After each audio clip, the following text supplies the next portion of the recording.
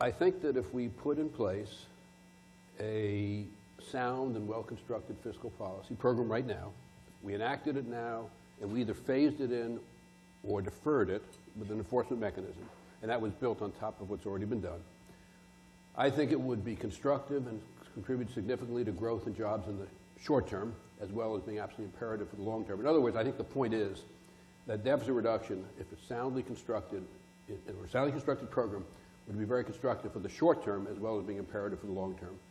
And I think in the short term, there basically be three advantages.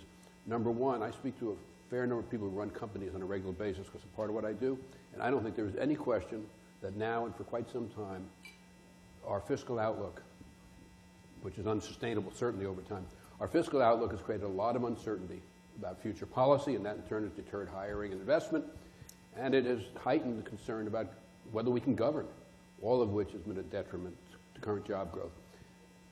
Secondly, with the sequester in place, if you put in place instead of that a program of the kind I've just described, you could phase it so that you would either avoid completely or at least greatly reduce fiscal drag. And finally, at least the way I would construct a fiscal program, you would defer the implementation for a limited time to give yourself time for some growth. And you could put a moderate upfront stimulus on it. So that I think that our current fiscal situation has seriously impeded hiring and seriously impeded job growth. And I think if you put in place the kind of program that I very briefly got at but didn't fully describe, I think it'd be very constructive.